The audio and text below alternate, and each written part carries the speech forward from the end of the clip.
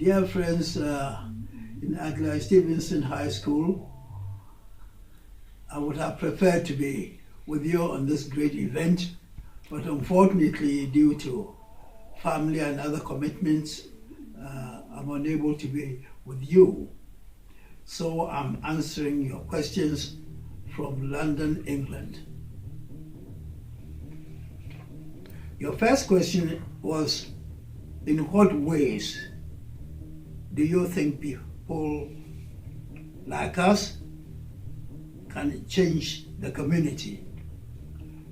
First of all, I must say that your enthusiasm and zeal in bothering about an issue like this, racism, touches my heart. This is an ideology, a problem that has given a lot of worry and catastrophe and disaster to the world. And I'm happy that young people like you are interested in one way or another in helping to solve it. You can start in your community by setting up groups between blacks and non-whites and Asians on different ethnicities so that you discuss things together and gradually get to know each other, exchange opinions, and that's one major step forward. Your next question was, who are some people? I better take my glasses. Who are some people? Do you want me to ask? Huh? Do you want me to do the asking?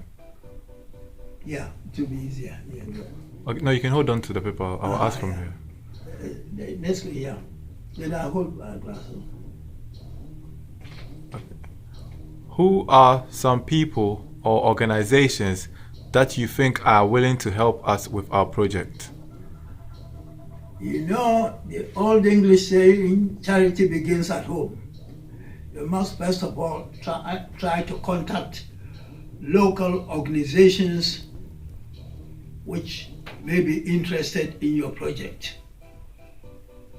Secondly, outside your immediate community, you can contact UNESCO in Paris and also the NAACP in Washington, D.C. These are two major, well-known and established organizations with international reputation, which I'm sure if you approach them, would be only too willing to help with your project. What steps do you think is necessary in order to achieve our goal of teaching about racism? First of all, you must start with yourselves. Be sure that among your people, among your friends, among your colleagues, there is no racism. For there is no point talking endlessly about racism when among yourselves some are practicing racism. If racism by white people is wrong, and indeed it is, then it cannot be right if done by non-whites. So first of all, you must ensure that you are rid of the virus. And next thing is to try and ensure that you have groups that may be interested.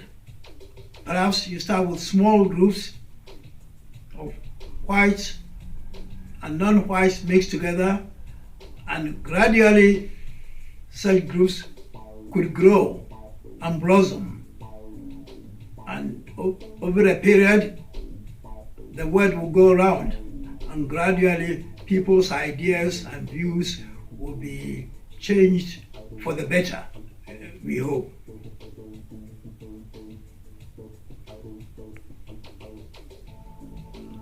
What ways would you try to inform people who may not be interested in discussing this topic? Fortunately, we live in the era of social media, which wasn't in existence at the time I was young like you, which I must say was a few years ago. So you're lucky that you have social media at your disposal.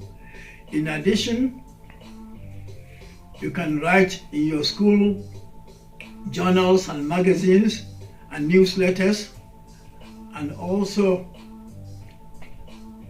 send letters to the local newspapers about the problem of racism. And I can assure you that once you start, there is no reason why over a period of time, maybe months, maybe years, there won't be an effective counterbalance against racism. What specific situations have you encountered regarding race in the UK? I must confess that the race relations in Britain have improved considerably from the time I first came to London as a student in September 1957. At that time, you could see notices clearly written on billboards and on windows of houses: room to let, no blacks, only white gents, and some for good measure added, to be sure of their racism, they added no Jews, no Irish. But generally, such notices were against black people. But over the period I've lived here, first legislation was effected in Parliament, your Congress, which made such notices illegal.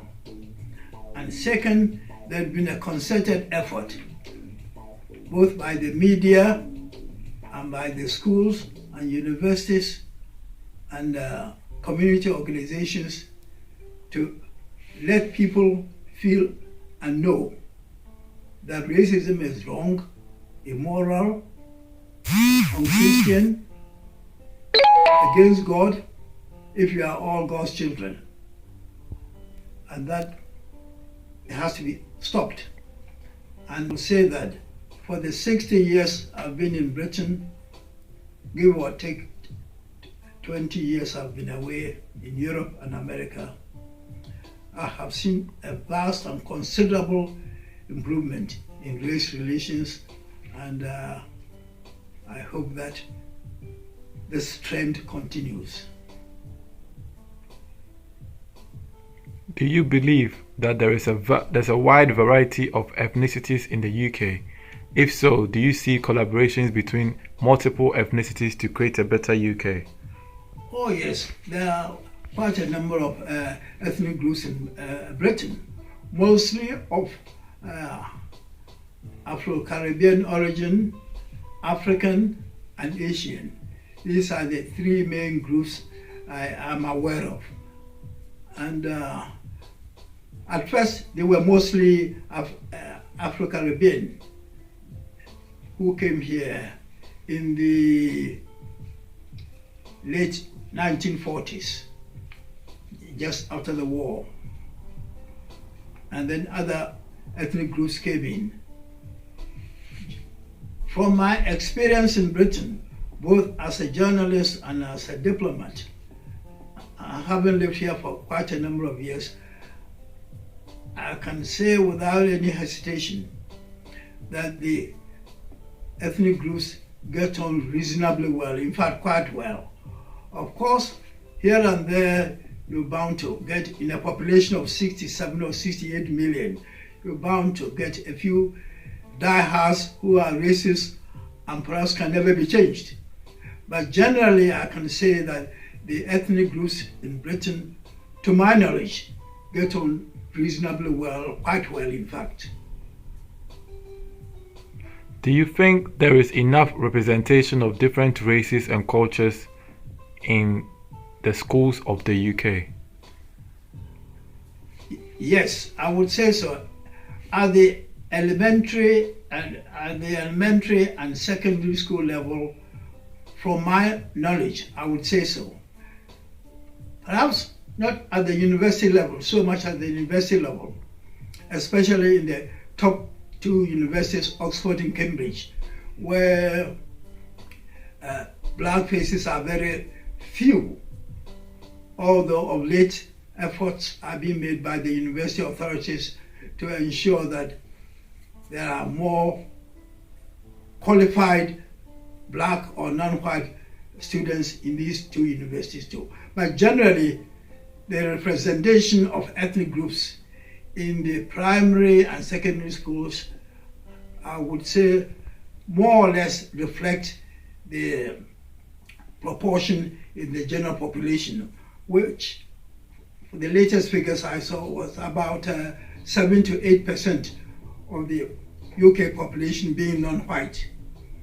And you find about the same in the elementary and secondary schools. But as I've said earlier, not at the university level. Do you think racism will ever end? And if so, when and how will this progress have to start? Being an incurable optimist, I'm of the considered view that it will end. And we all have a duty to ensure that it ends, because this is an evil ideology which does harm not only to the victims, but to the perpetrators also.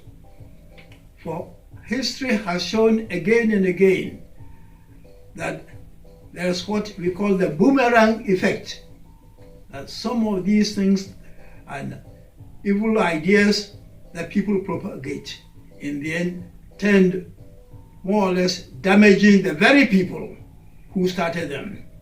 We now have a situation, the Republic of South Africa, where 30 years ago, white people went about with pride, saying they were racist. I'm happy to say so.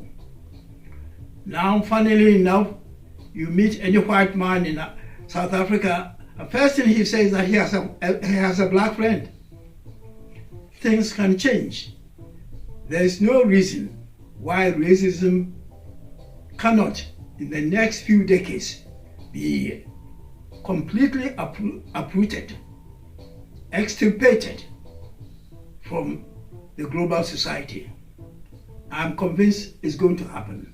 Who would have thought a few years ago that many of the jokes that were sort of made about Japanese people and Chinese people would suddenly disappear?